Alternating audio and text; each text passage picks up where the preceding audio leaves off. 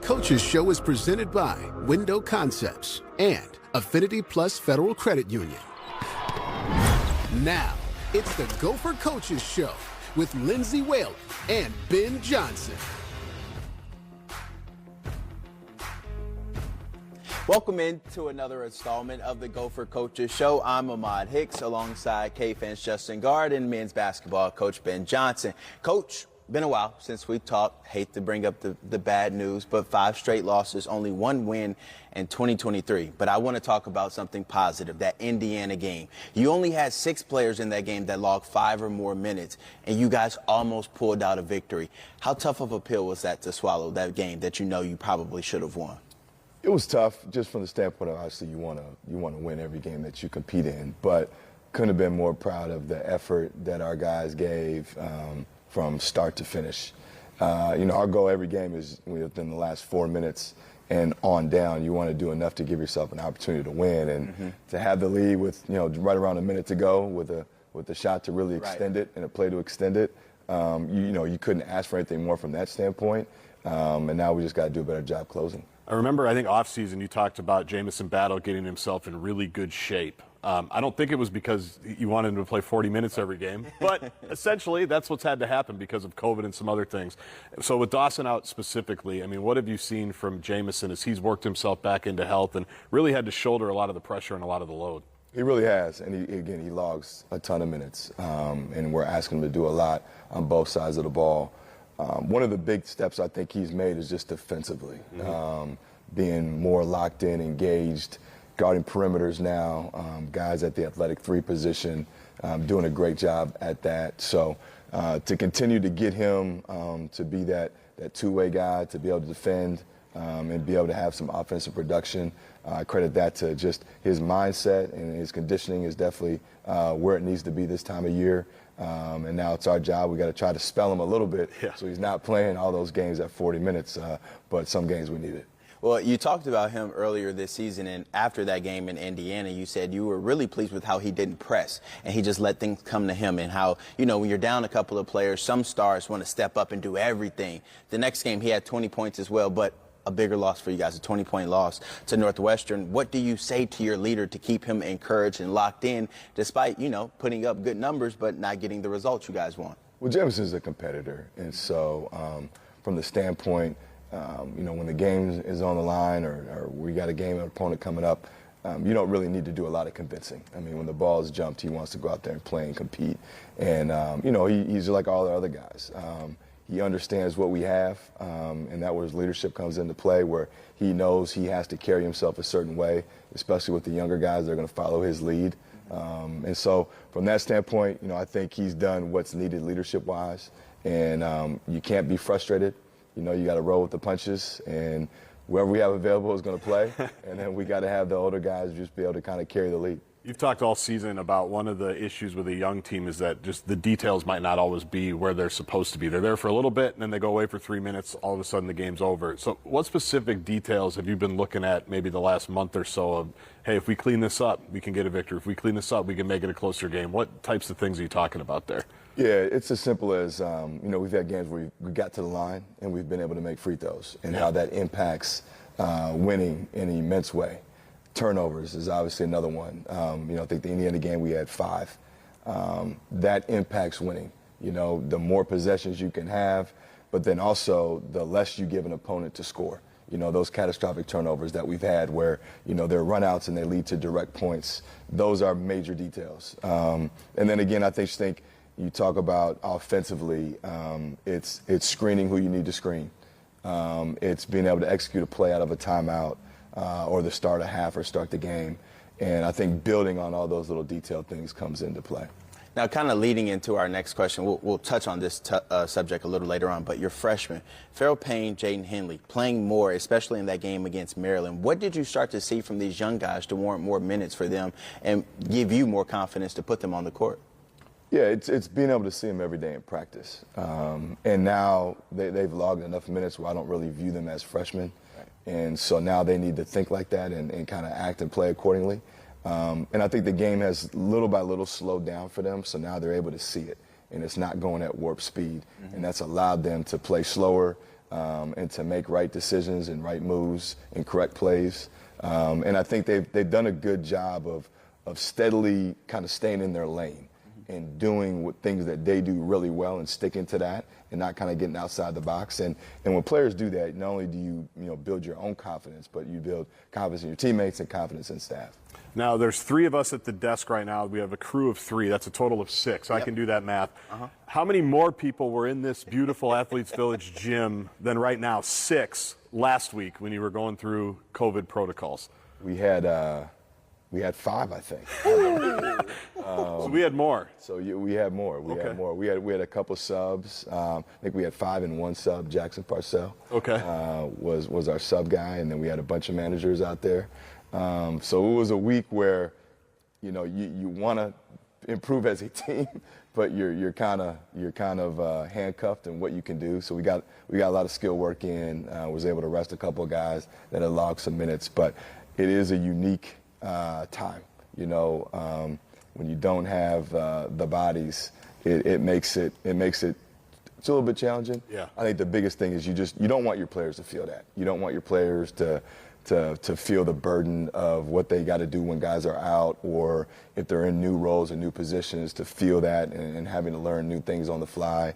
And so you try to make it as simple as possible for them. How do you reintegrate then everybody else coming back, whether it's injury or COVID? I think they said on the TV broadcast the day before Iowa you were able to do a little 5-on-5. That's probably not 100% true. I'm guessing, I don't know who you had out there for the 5th on the other team.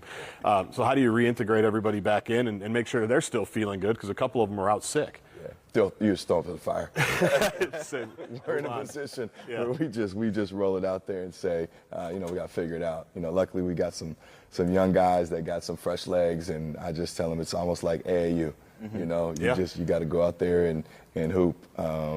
But I think the guys that have been around have done a good job. Again, we've kind of put guys in different spots, and so they've kind of been able to fill in.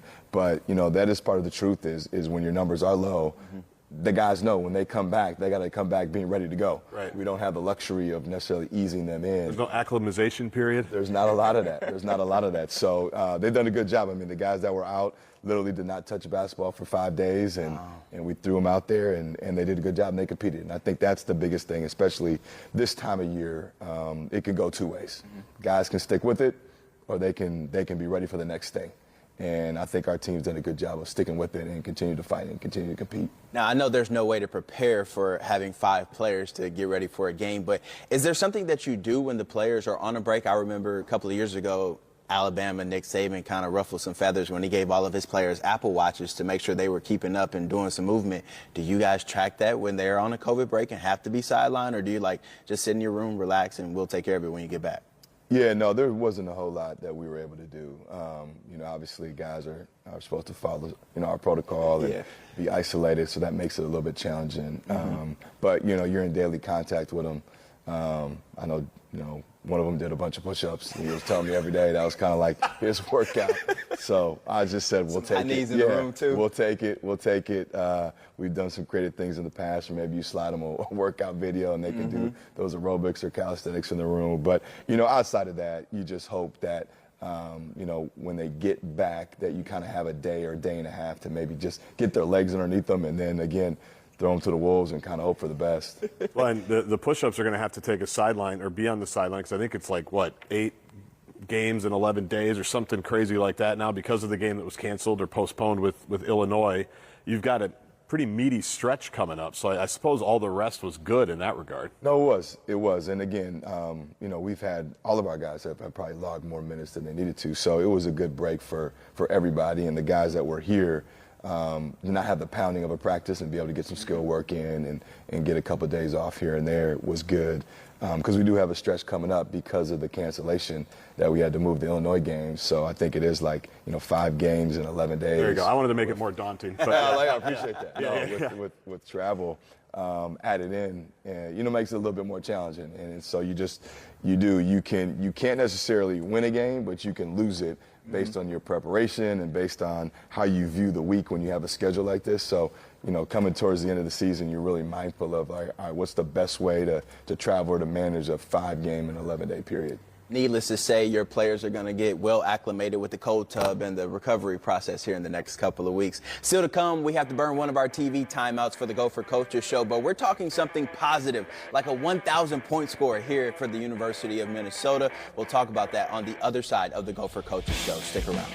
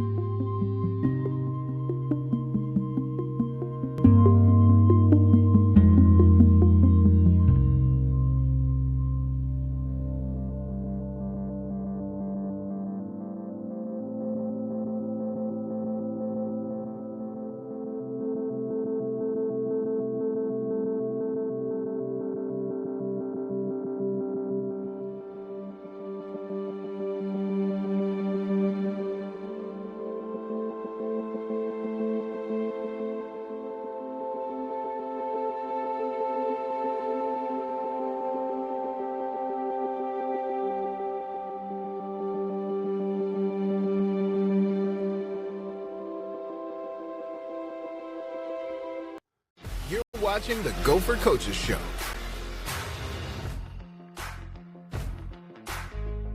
Show Ahmad Hicks, Justin Gard, Ben Johnson.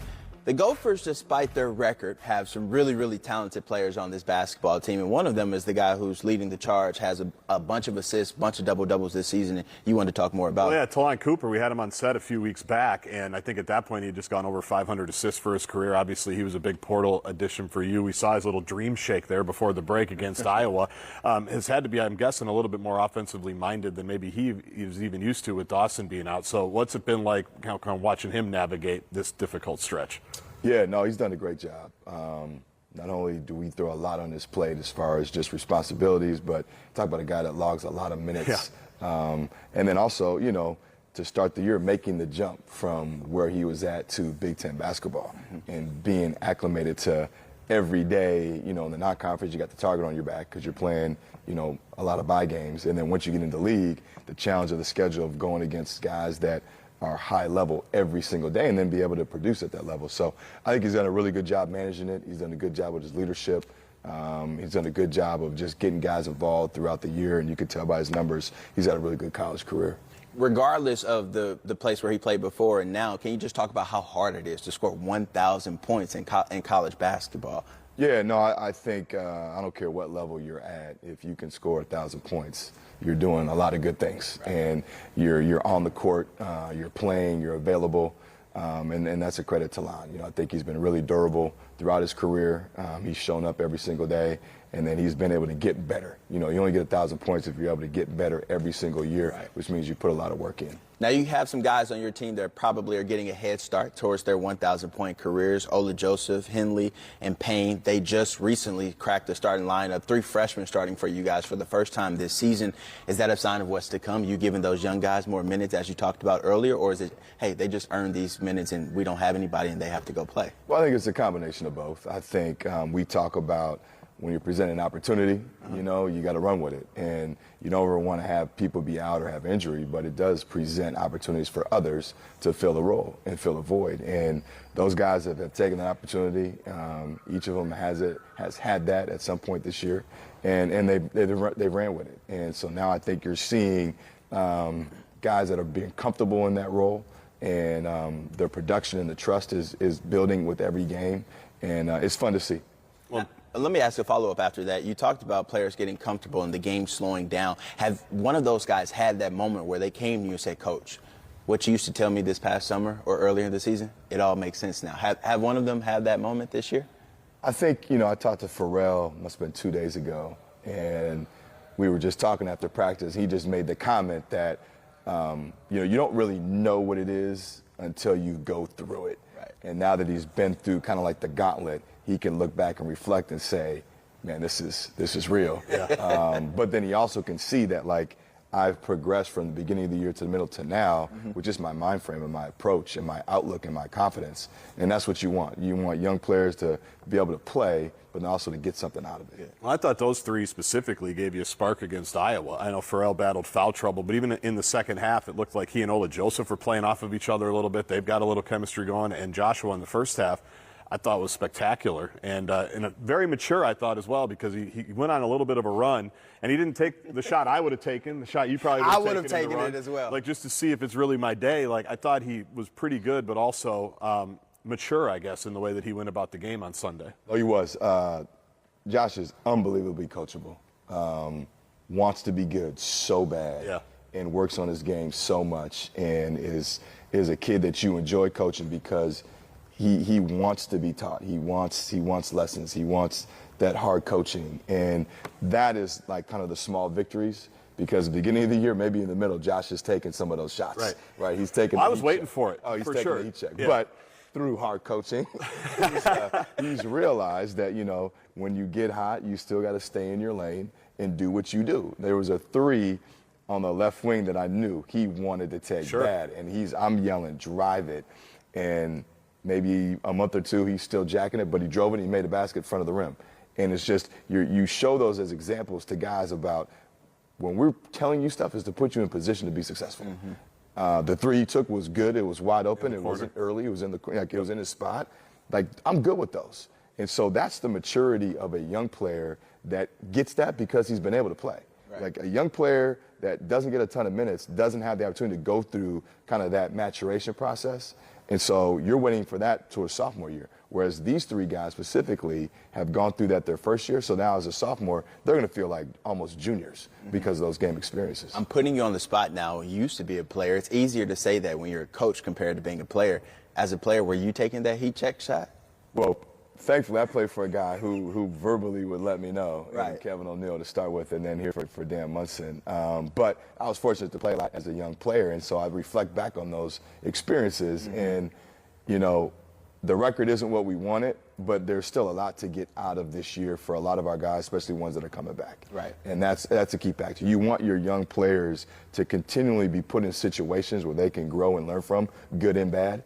Again, we want to win every game we play. You don't want failure, but a lot of times you do learn a lot more from failing than you do from being successful. And so it's to get in those guys' ears constantly about growing every single day so that you're better at the end of the year than you were at the beginning. I think all 3 of those guys have done that. Got it. Well, speaking of getting in players' ears, I'm sure a lot of fans want to get in your ear and your head right now to figure out when Dawson Garcia is coming back. So maybe you can give us a hint on when his return to the court will be, and maybe fans can be happy and not message us about it. So stick around. On the other side of the Gopher break, we'll update star Dawson Garcia and when we may see him back in action. Stick around. We'll be right back.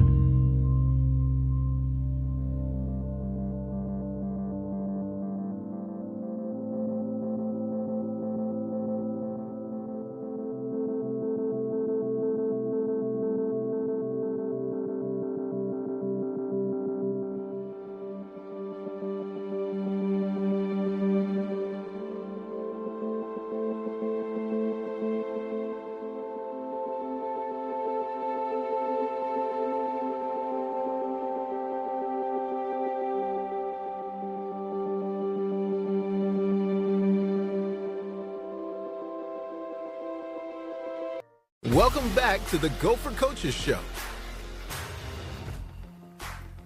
Welcome back to the Gopher Coaches Show. Ahmad Hicks, Justin Gard, Ben Johnson. A lot to talk about, and we have another topic that you want to touch base on. I love how you're just dishing. You're like Talon Cooper, just making me make the play right out of the gate. I'm trying to set the tone. Well, the tease of the century there that Ahmad gave before the break about Dawson Garcia, I know it's been kind of week to week, then day to day. TV people on Sunday said a game time decision. I mean, what kind of update can you give us on him, and if we might expect him soon? No, it's definitely getting closer. It is one of those things. I know it feels like rinse, cycle, repeat, but it is one of those injuries where it is day to day, and you progressively want him to feel more comfortable and confident in it, and you want him to be out there where he's mobile. Right. And we also want to make sure it's to a point where you're probably not going to be 100%, but you're not able to hurt it or injure it even more. And so we're at a point where it's pretty stable right now, and so we'll see what he can do this week. But it's definitely, he's in a good spot. It's getting sooner than later.